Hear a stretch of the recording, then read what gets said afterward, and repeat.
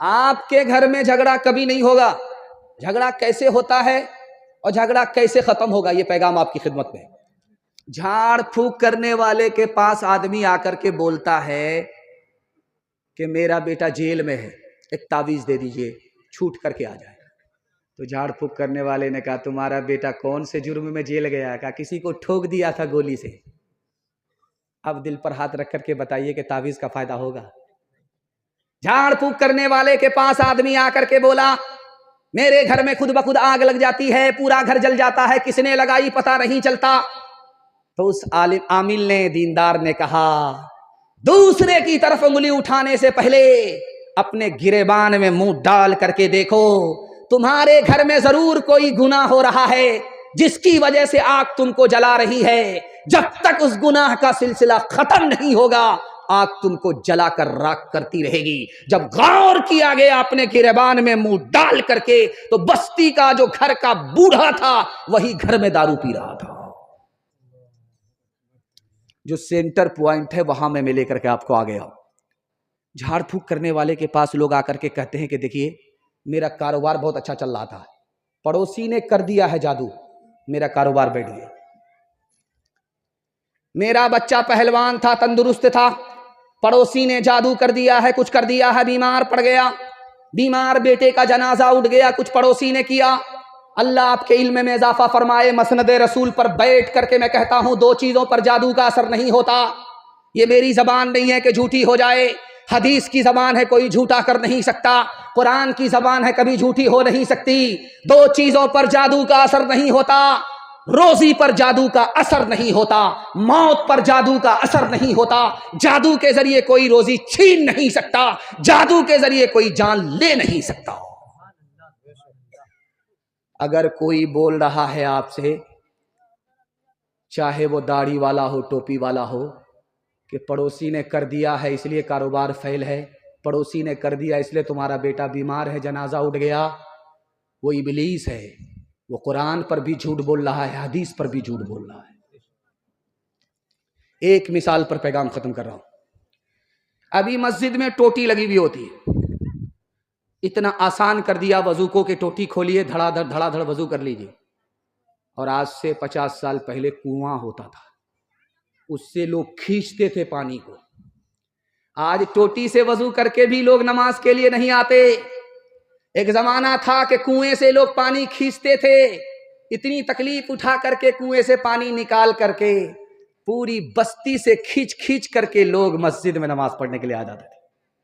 उसके बाद जमाना बदला तो हौज बनाया गया वजू के लिए, और उस हौज में कभी कभी छपकली गिर जाए। जब डूबने लगे तो नमाजी को तरस आए, उंगली का सहारा दे करके बचा ले। और कभी कभी उस हौज में बिच्छू गिर जाता था, तो नमाजी को तरस आया, बिच्छू डूब रहा है, उसको तिनके का सहारा मिले। जैसे ही उंगली बढ़ाया, बिच्छू ने डंक मारा, उंगली खींच लिया। दूसरी बार फिर बढ़ाया, फिर उसने डंक मारा, फिर खींच लिया। तीसरी बार उस डूबते हुए को तिनके का सहारा मिल जाए, फिर उंगली बढ़ाया, फिर उसने डंक मारा, फिर खींच लिया।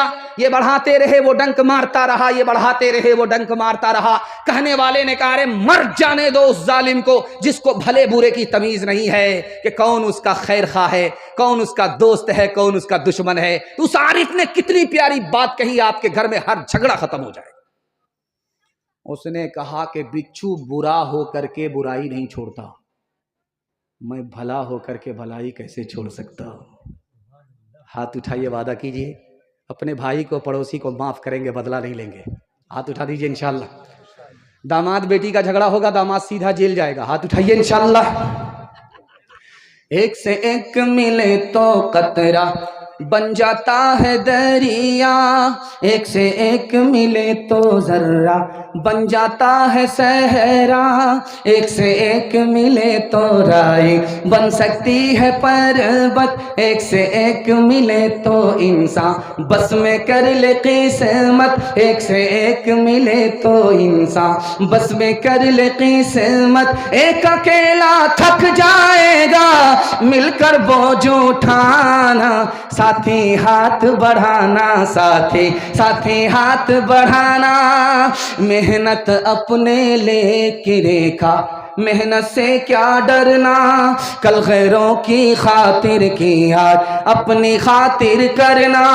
दुख भी अपना एक है साथी, सुख भी अपना एक, अपनी मंजिल सच की मंजिल अपना रास्ता ले। एक अकेला थक जाएगा, मिलकर बोझ उठाना, साथी हाथ बढ़ाना, साथी हाथ बढ़ाना। मुसलसल जलसा है। मुझे उम्मीद नहीं थी कि इतनी एनर्जी के साथ मैं आपको जलसा सुना पाऊंगा। मुसलसल जलसा है। मुसलसल जलसे में होता क्या है, एक जलसे पर दूसरा जलसा सवार है। आपके यहाँ से निकलेंगे, दूसरे जलसे का सफ़र होगा, वहाँ से जलसा करके फिर तीसरे जलसे का सफ़र होगा। इतनी एनर्जी के साथ कोई सुना नहीं सकता, लेकिन इतनी एनर्जी के साथ मैं क्यों सुना रहा हूँ? सफलाई आपके पास से आ रही है, आप बड़ी मोहब्बत से सुन रहे हैं। अल्लाह हमारे सुनाने को, आपके सुनने को बेहद कबूल फरमाए। मैं जितनी भी देर सुनाता रहूं, आपका मूड ऐसा बन गया है कि आपकी प्यास नहीं बुझेगी। और मुझे गारंटी है, मैं आपको गारंटी देता हूं कि प्यास बाकी रहे, पैगाम खत्म हो जाए, जलसा कामयाब हो गया। अब मैं दुआ करता हूं इस जलसे को अल्लाह जमीन से लेकर के आसमान तक कबूल फरमाए। आखिरी पैगाम सुना रहा हूं 3 मिनट का, उसके बाद जहमत तमाम। काजी साहब मौजूद हैं, आप हाथ उठा करके वादा कीजिए कि जिंदगी भर सोने के लिए है। जब बैठ गए हैं जलसा सुनने के लिए तो साहिल पर कश्ती लगने वाली है, दुआ के बाद ही यहां से इंशाअल्लाह जाएंगे। हाथ उठा दीजिए इंशाअल्लाह। बस आखिरी पैगाम सुनाता हूं, हाथ उठा करके वादा कीजिए अपने माँ बाप की खिदमत करेंगे इंशाअल्लाह। माँ बाप को माँ बाप कहेंगे, सास ससुर को किबला और काबा कहेंगे। हाथ उठाइए इंशाअल्लाह। खैर माशाअल्लाह, आपकी चोरी मुकम्मल पकड़ी गई है। माँ बाप का नाफरमान खुदा के नाफरमान से भी बढ़ करके है। उसकी रमजान में भी माफी नहीं होती, रमजान के बाद भी माफी नहीं होती। रमजान में उसकी माफी नहीं होती। माँ बाप का नाफरमान खुदा के नाफरमान से बढ़ करके है। क्यों? खुदा माफ कर दे, अब वो नाफरमान नहीं, लेकिन माँ बाप अगर माफ ना करे तो खुदा भी माफ नहीं करता। माँ बाप का नाफरमान खुदा के नाफरमान से बढ़कर होता है। 3 फर्क दिखा रहा हूं, पैगाम को खत्म कर रहा हूं। माँ बाप में और औलाद में 3 फर्क है। पहला फर्क, जिस औरत को देखिए कुर्सी पर बैठी है, गाल पर हाथ है, समझ जाइए इसको बहुत सदमा है। औरत है, कुर्सी पर बैठी है, गाल पर हाथ है, समझ जाइए इसको बहुत सदमा। उसके रिश्तेदार ने कहा चांद जैसा शौहर मिला, जन्नत जैसा घर मिला, तुमको कौन सा सदमा है? उस औरत का जवाब सुनिए। माँ का किरदार कितना अजीम होता है, बाप का किरदार कितना अजीम होता है। उस औरत ने कहा कि 1 साल हो गया गोद में बच्चा नहीं, 2 साल हो गए गोद खाली है, बच्चे के बगैर कुछ भी अच्छा नहीं लगता, घर काटने को दौड़ता है। माँ बाप का वो किरदार है कि बच्चे के बगैर उनको कुछ भी अच्छा नहीं लगता। ये बगल में रेलवे स्टेशन है किशनगंज, आपका बच्चा तेलता को जाने दीजिए तेल बेचने में, यहां सारी ट्रेन रुकती नहीं है। ये किशनगंज है, इधर बारसोई है। आपका बच्चा बंबई से आता है, वो फोन करता है कि अब्बा मैं आ रहा हूं, बीवी से कहता है कि मैं आ रहा हूं, बच्चे से कहता है मैं आ रहा हूं, और उसको बारसोई पहुंचते पहुंचते सुबह हो जाती है, किशनगंज पहुंचते पहुंचते सुबह हो जाती है। जब वो घर पहुंचता है तो दिखा रहा हूं कि बीवी में, बच्चे में, माँ बाप में कितना बड़ा फर्क है। अब वो घर आता है तो देखता है कि बीवी खर्राटे ले रही है, बच्चे बेखबर सो रहे हैं, दोनों को जगाना पड़ रहा है, और बूढ़े माँ बाप पूरी रात जाग करके अपने मुसाफिर का इंतजार कर रहे हैं। तीसरा फर्क दिखाने के लिए जा रहा हूं, बहुत ध्यान से सुनिएगा। कभी कभी बेटे का झगड़ा माँ बाप से होता है, कभी माँ बाप का झगड़ा बेटे से होता है। इस झगड़े में फर्क दिखा रहा हूं। जब माँ बाप का झगड़ा बेटे से होता है तो घर छोड़ करके माँ बाप भाग जाते हैं। सुबह को भागे शाम में लौटे, शाम को भागे सुबह को लौटे। बच्चों ने ताना मारा जब भागना था तो आए क्यों? तो बड़ी मोहब्बत से जुमला सुनिए, हमारी नफरत पर तुम्हारी मोहब्बत गालिब आ गई, इसलिए। अब देखिए, अब झगड़ा हो रहा है बेटे का माँ बाप से, और घर छोड़ करके बेटा ऐसा भागा कि ससुराल को पकड़ लिया। पलट करके अपने जीते जी माँ का मुंह तक नहीं देखा। जब जनाजा उठा तो अब घड़ियाल के आंसू बहा रहा है, कंधा दे रहा है।